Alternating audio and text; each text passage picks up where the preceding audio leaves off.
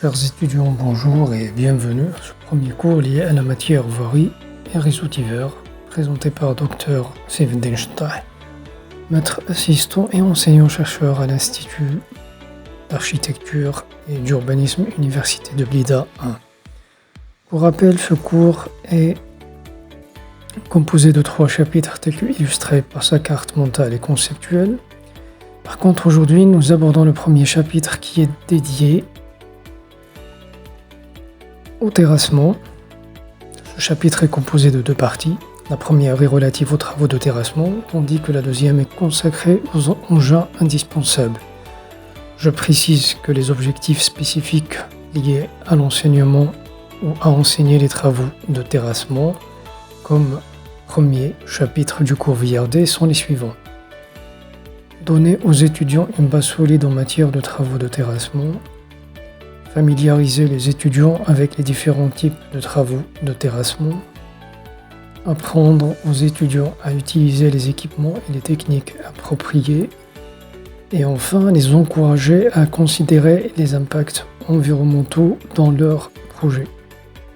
Cependant, la question qui se pose, pourquoi faut-il commencer par les travaux de terrassement avant tout projet de construction?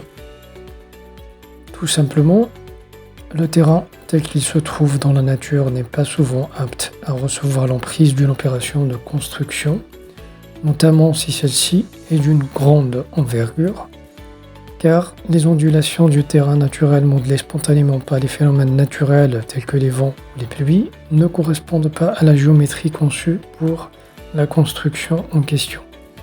En outre, le bon sol sur lequel la construction devrait se tenir stable est loin d'être rencontré sur la surface du terrain naturel. De ce fait, la modification du terrain naturel pour l'adapter à la construction s'avère inévitable. Et l'opération qui a pour souci cette modification s'appelle terrassement généraux ou encore terrassement en grande masse. Quant aux concepts les plus importants qui découlent de ces travaux de terrassement, nous avons le déblayage, qui consiste à abaisser le niveau altimétrique du terrain, et ce en vue de réaliser une fouille, une tranchée ou autre opération. Donc l'opération de déblai, ou le terme de déblai, renvoie aux terres provenant de l'excavation. Le deuxième concept clé dans les travaux de terrassement, c'est le remblayage, qui est une opération et qui consiste à apporter des terres en vue de combler un vide ou former un massif de terre. Par conséquent, le terme remblai renvoie aux terres à apporter pour l'opération de remblaiement.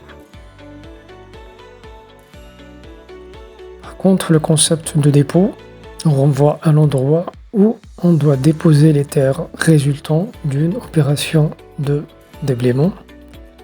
Par contre, un emprunt est l'endroit où on doit apporter les terres afin de réaliser un remblaiement. Nous avons également le terme de foisonnement qui représente l'augmentation du volume des sols mis en mouvement, qui est de l'ordre de 10 à 40% maximum.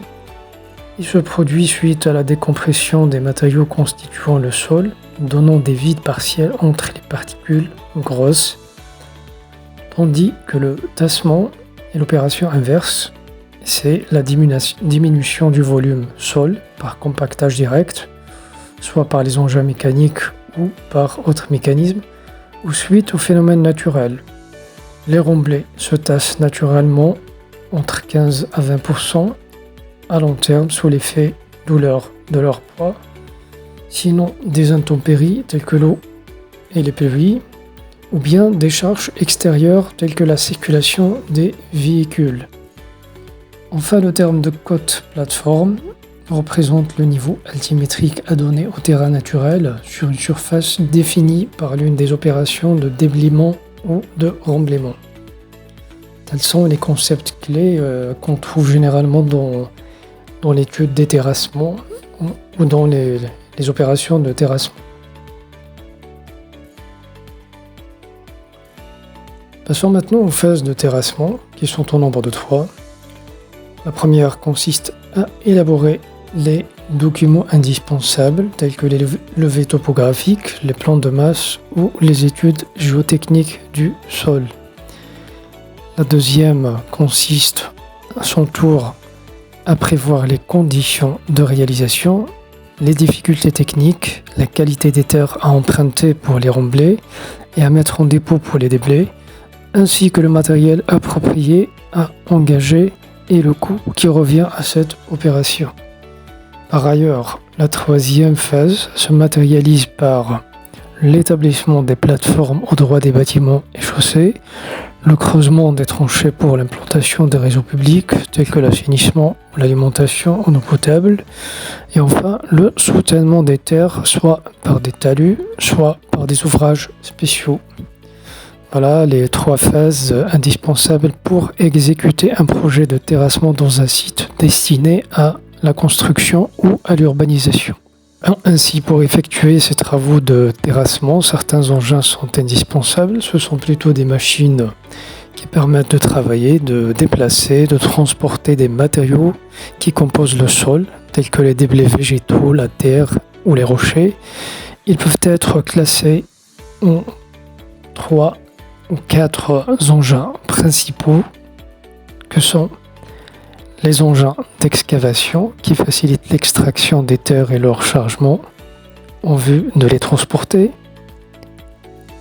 Nous avons également les engins de nivellement qui assurent la mise en forme des terres, les engins de transport qui assurent le transport des terres foisonnées du lieu d'excavation ou de reprise vers le site de dépôt, et enfin les engins de compactage qui permettent la densification des sols et à renforcer leur propriétés géotechniques.